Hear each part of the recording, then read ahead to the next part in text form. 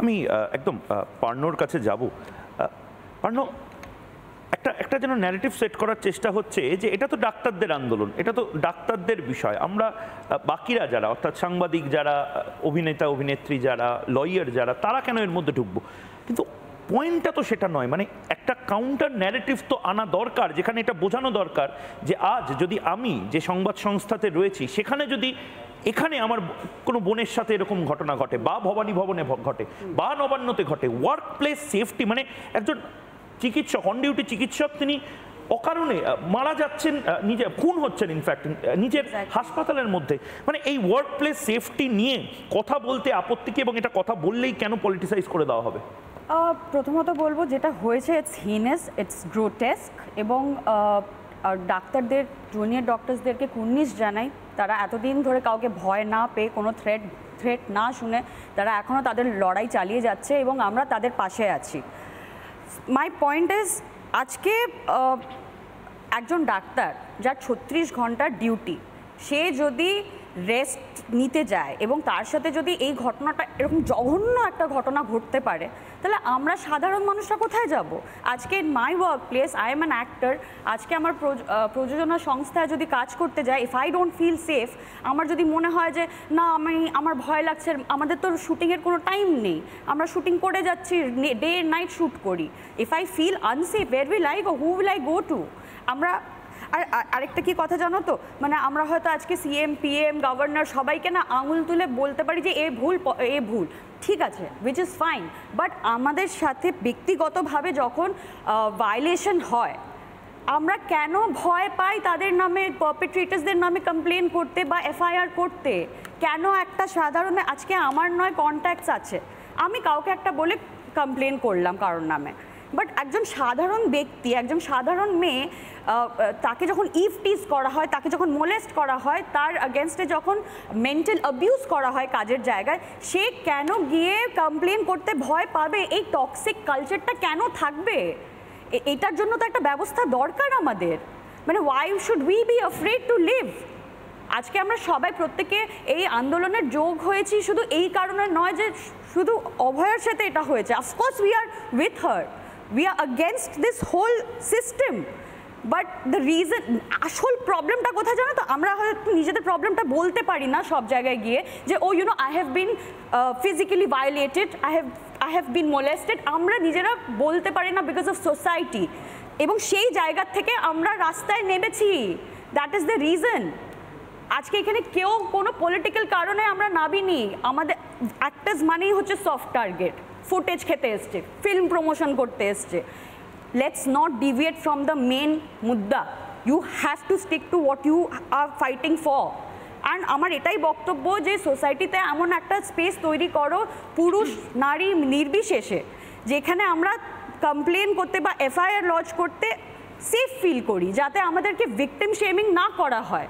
এই জায়গাটা করতে হবে তৈরি। প্রথমে আমি একদম শুরুতে প্রদীপবাবু আপনার কাছে যেতে চাই। আপনাকে দিয়ে আমি শুরু করছি একটাই কারণে, আপনি ডিএমই এমন একটা সময় ছিলেন যখন সূর্যকান্ত মিশ্র সম্ভবত স্বাস্থ্যমন্ত্রী ছিলেন, আপনি ডিএমই এমন একটা সময় ছিলেন যখন বাম আমল আমরা দেখেছি, এবং এরপরে বর্তমান ডিএমই স্বাস্থ্য ব্যবস্থা ঠিক কতটা অধঃপতন হয়েছে, একদম সরাসরি যদি প্রশ্নটা করি।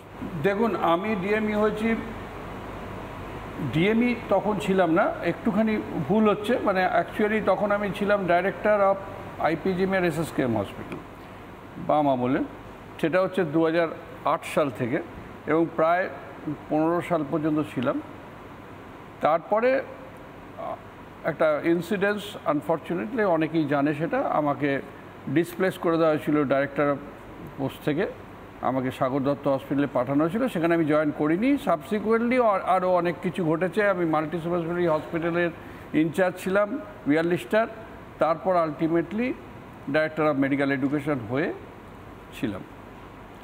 তো হ্যাঁ, ডেফিনেটলি বাম আমলে শুরুটা, মানে আমার যখন ডাইরেক্টর, কারণ একদিকে বলবো সেটা ডিএমই না হলেও সেটা ছিল সিলেকশন পোস্ট, এবং সব প্রিন্সিপালদের মধ্যে ইন্টারভিউ নিয়ে আমি সিলেক্টেড হয়েছিলাম অ্যামংস্ট অল প্রিন্সিপালস।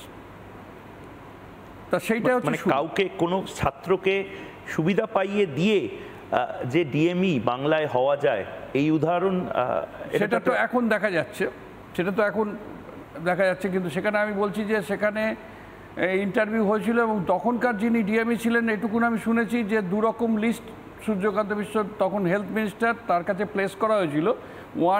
শুধু সুবিধে পাওয়া না, একটা ছিল সিনিয়রিটি লিস্ট, একটা ছিল মেরিট লিস্ট। তিনি বলেছিলেন go by the merit list. Suryakanta Mishra তিনি বলেছিলেন go by the merit list, এবং সেই জন্যই আমি তখন ডাইরেক্টর হয়েছিলাম পিজির। আচ্ছা, আমাকে একটা কথা বলুন যে এই যে থ্রেড সিন্ডিকেটের যে বিষয়টা চলছে, একটা বড় সংখ্যক চিকিৎসক তারা রাস্তায় নেমেছেন এটা বলে যে তাদেরই একটা অংশ তারা নাকি উত্তরবঙ্গ লবি, এবং তার পাশাপাশি একটা ভয়ঙ্কর সিন্ডিকেট চলছে। এটা কি সত্যি? এটা প্রচণ্ডভাবে সত্যি এই জন্যে যে আমি আমার চাকরি শেষের দিকে, মানে ইভেন ডিএমই সিটের সময় আমি বহুবার এটা নিয়ে প্রতিবাদ করেছি, বহুবার বলেছি যে পার্টিকুলার কয়েকটি লোক, উত্তরবঙ্গ লবি বলতে আমি এখনও বলছি উত্তরবঙ্গ থেকে যারা পাস করছে তারাই লবির লোক নয়।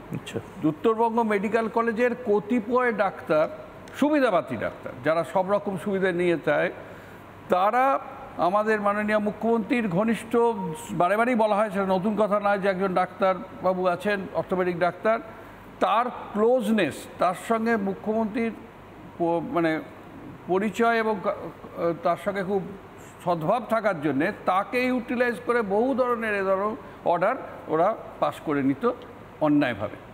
সেই কতিপয় উত্তরবঙ্গ ডাক্তার যারা সকাল উত্তরবঙ্গ লবি বলে পরিচিত। আমি ঠিক এই জায়গা থেকে আমি একদম নির্দিষ্টভাবে রিকন্যা বাগচি আমাদের সঙ্গে রয়েছেন। রিকন্যা, পার্নোর কথাগুলো আমি শুনছিলাম এবং আমি 1 মাস ধরে টানা রিপোর্টিং করছি আরজি কর নিয়ে। আমার খালি একটা কথা মনে হয়েছিল, এবং এটা মনে হয়েছে বলেই আমি লাগাতার প্রাইম টাইম হোক বা এর থেকে বড় কোনো খবর হতে পারে না, একটি মেয়ে, সেই মেয়েটির হয়তো কোনো কন্ট্যাক্টস নেই, উত্তরবঙ্গ লবিতে কোনো কন্ট্যাক্টস নেই, সে অফিসে আসছে, বাড়ি চলে যাচ্ছে, তার ক্ষেত্রে যদি এরকম একটি ঘটনা ঘটে, এটা তো শুধুমাত্র তার জন্য লড়াইটা নয়, এটা তোমার জন্য, পার্নোর জন্য, ভাস্বতীর জন্য, আমার বাড়িতে আমার বোন মায়ের জন্য, প্রত্যেকের জন্য। মানে প্রবলেমটা আসলে সিস্টেম্যাটিক। রিকন্যা, আমার মনে হয় যে প্রবলেমটা শুধুমাত্র মেয়েদেরও নেই এখন।